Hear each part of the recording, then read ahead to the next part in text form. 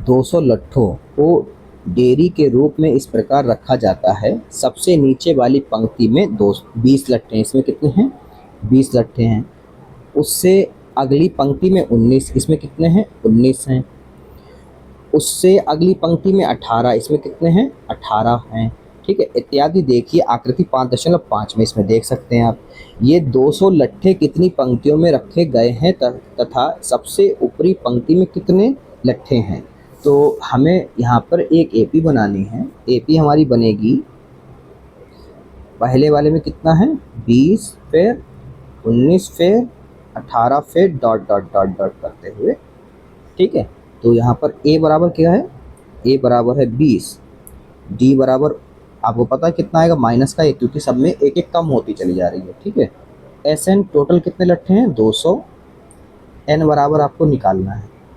ठीक है, फिर उसके बाद में हम यहाँ पे लिखेंगे बच्चों कि सूत्र लगाएंगे एस एन बराबर n/2 bracket 2a plus n-1 into D.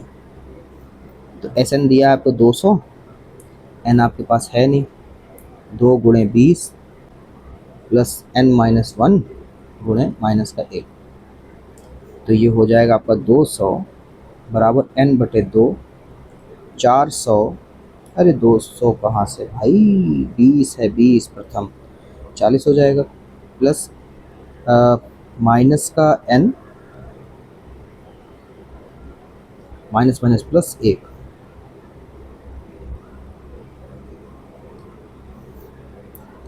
दो सौ बराबर n/2 40 माइनस n प्लस 1। ठीक है, आगे हो जाएगा आपका 200 बराबर n/2, ये आपका हो जाएगा 41 माइनस n।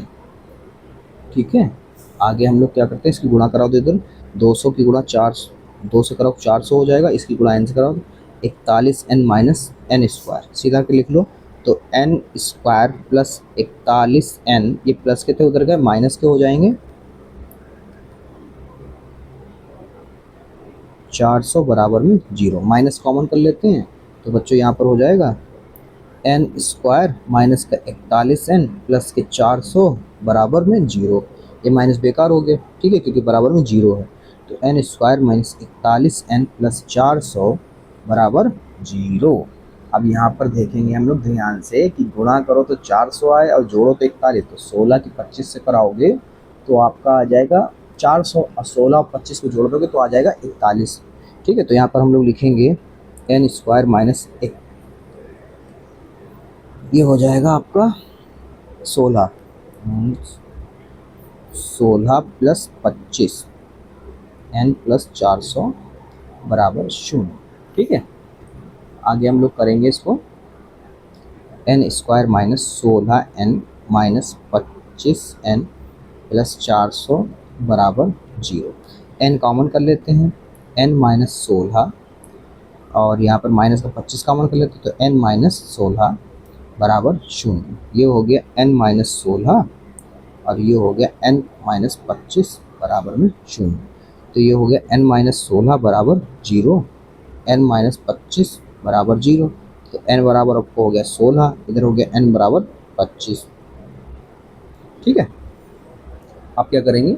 आगे हमें निकालना है कि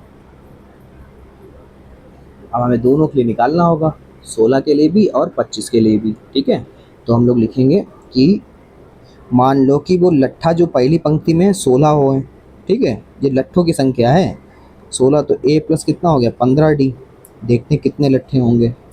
16 पंक्तियां अगर बनती हैं ऊपर वाली, सबसे ऊपर वाली पंक्ति में, तो a बराबर आपको हो गया है 20 प्लस 15 गुणे माइनस का 1। तो 20 माइनस के 15 कितने ऊपर वाले ऊपर पहली पंक्ति में बनेंगे? 15। ठीक है, इसके अकॉर्डिंग अगर 16 पंक्तियां बनती हैं क्योंकि दोनों ही मान्य हैं। और अगर 25 बनाए तो ये हो जाएगा a 25 का मतलब हो जाएगा a प्लस 24d।